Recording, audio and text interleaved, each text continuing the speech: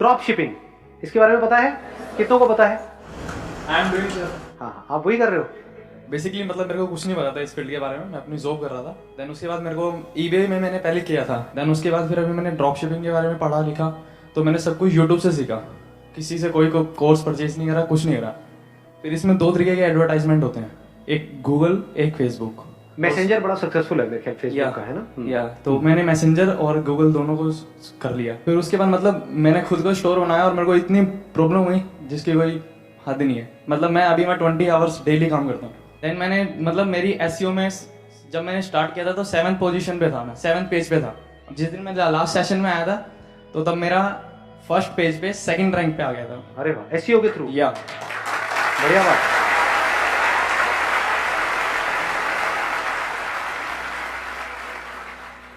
मैं घर बैठे करता हूँ, मुझे कुछ नहीं करना। ड्रॉप शिपिंग या बेसिकली पूरा का पूरा ड्रॉप शिपिंग से रिलेटेड है। तो वो तो शॉपिफाई का भी है वैसे ड्रॉप शिपिंग। मैं शॉपिफाई से ही कर रहा हूँ सर। ओवरलो से अली एक्सप्रेस से प्रोडक्ट उठाया, वो अपने शॉपिफाई में डाल दिया, उस पे गूगल पे ऐड चला दिए जिसपे कीवर्ड ज्यादा सर्चेज हो रहे हैं। राइट। जैसे अभी वहाँ पे ट्रैवल का चल रहा है और स्विमिंग पूल वगैरह का चल रहे हैं, वो सारे प्रोडक्ट अपनी साइट पे डाल दिए अली एक्सप्रेस के थ्रू। तो सच सच बताना कितना आपकी हो रही है, सेल वेल हो रही है कुछ अभी? यस सर, मैंने लास्ट मंथ स्टार्ट किया था और मेरे को गूगल एड से मतलब 3 सेल तो तुरंत आ गए थे, जिसे बोलते हैं तुरंत एकदम। तो अभी मतलब मेरे ये है कि 100 सेल क्रॉस कर दिया मैंने।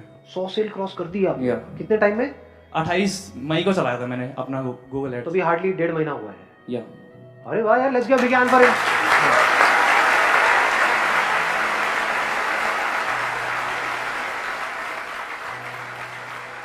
ड्रॉप शिपिंग में सब कुछ जो है वो लोग करते हैं। आपको ना प्रोडक्ट को स्टोर करना है ना डिलीवर। और सबसे अच्छी बात, मैं इंडिया में नहीं कर रहा, ये यूएस में कर रहा हूँ। अच्छा, यूएस में कर रहे हो आप, यहीं बैठे बैठे? हाँ, जैसे मेरे साइट है तो उसमें मैंने प्रोडक्ट की जो रेंज रखी हुई है $20 से $30 की एक्सप्रोस रखी हुई है, और वहाँ पे तो लोग $20 तो अपनी पार्किंग में दे देते हैं, तो उनके लिए तो कुछ भी नहीं है, और मेरे लिए वहाँ पे मार्जिन है। Let's give big hand for NG.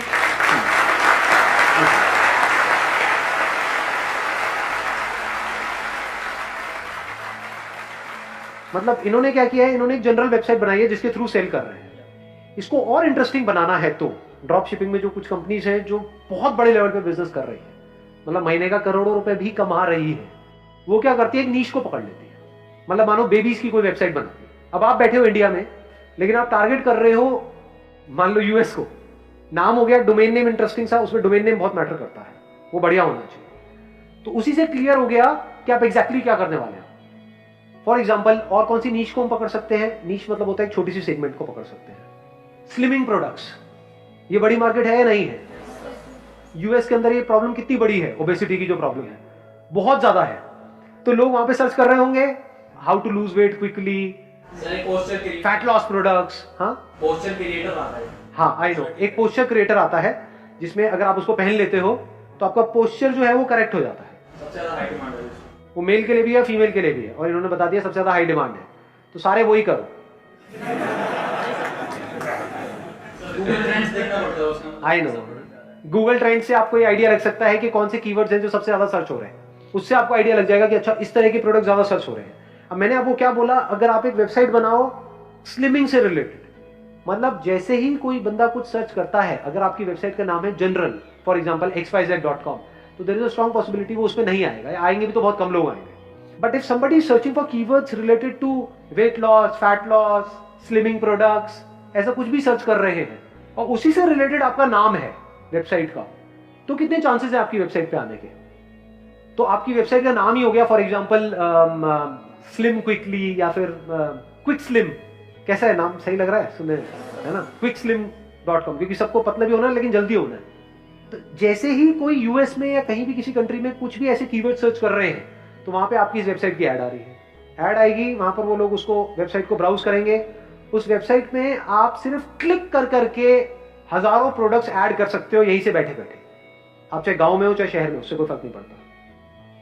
जैसे ही कोई बंदा वहां पे जाएगा, उन प्रोडक्ट्स को देखेगा, उसमें से कोई खरीदता है, तो उस प्रोडक्ट को डिलीवर करने का काम है उस कंपनी का जो ड्रॉप शिपिंग का काम कर रही है। तो उस प्रोडक्ट को स्टोर करना, उसको डिलीवर करना, कुरियर करना, अगर वहां से रिटर्न आ रहा है तो वापस से रिटर्न लेना, ये सारा काम उस ड्रॉप शिपिंग कंपनी का है। आपका काम क्या है? सिर्फ मार्केटिंग। मतलब ना प्रोडक्ट बना रहे हो, ना पैकेजिंग कर रहे हो, ना प्रोडक्ट को अपने वेयर हाउस में स्टोर कर रहे हो, ना उसको डिलीवर कर रहे हो, दिमाग लगा रहे हो। हाँ और कुछ बताओ इसके बारे में। बताओ ना। जैसे रिटर्न रेट की आपने बात करी कि रिटर्न कोई कस्टमर दे रहा है तो आपको एक्सेप्ट ही नहीं करना है कि भाई तू रख ले। $2-3 का प्रोडक्ट है अली एक्सप्रेस पे, आपका क्या लॉस हो रहा है, कस्टमर तो बन रहा है। अरे गुड आइडिया है, let's give big hand for him.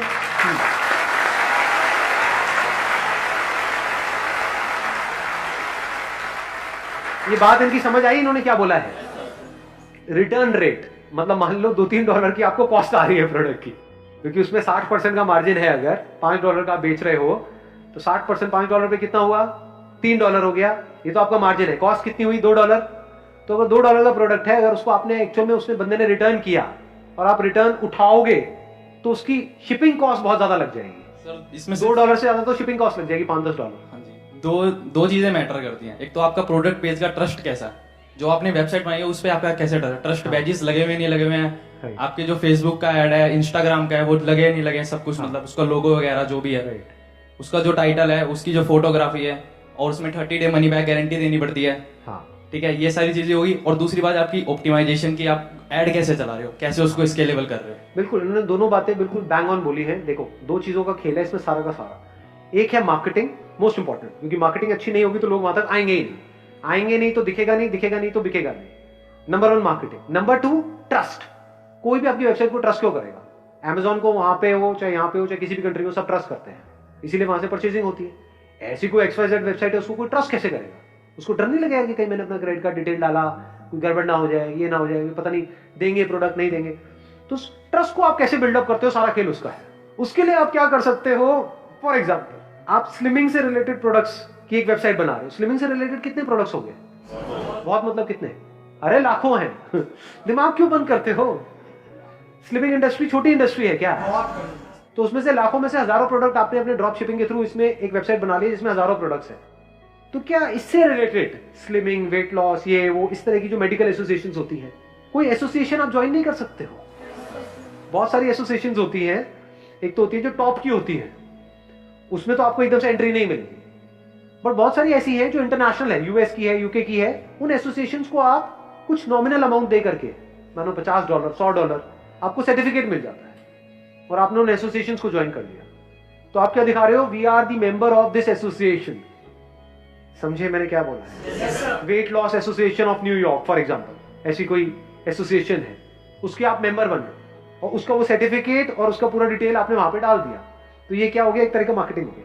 जैसे ये नहीं होता, बहुत सारी कंपनीज यूज करती हैं ISO 9001, ISO 14000। तो ट्रस्ट बिल्डअप करने के अलग अलग तरीके हैं। इस तरीके से ट्रस्ट बिल्डअप किया जाएगा कि that person should feel at home. यानी कलर थीम जो आप यूज करोगे वो वाली यूज करो जो यूएस फ्लैग की कलर थीम है, ताकि वो आते ही सबकॉन्शियस लेवल पे उनको पता भी नहीं लगेगा, ट्रस्ट बिल्डअप हो जाएगा। वहां पे अगर आपने इंडियन फ्लैग्स की कलर यूज करे तो एकदम से ट्रस्ट बिल्डअप नहीं होगा, उनको लगेगा ये तो कहीं बाहर से कोई है। उनको क्या लगना चाहिए? यूएस का ही कोई है।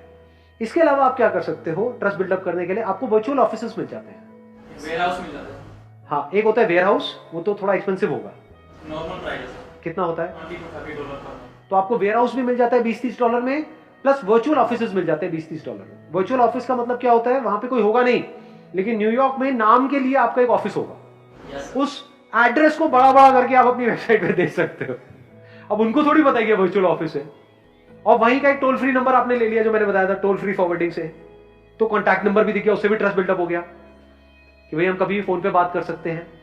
थोड़ा जो यूएस का एक्सेंट है वो थोड़ा सीख लो इधर उधर से। हाँ जी, व्हाई नॉट? क्या करना लग रहा है पीछे से?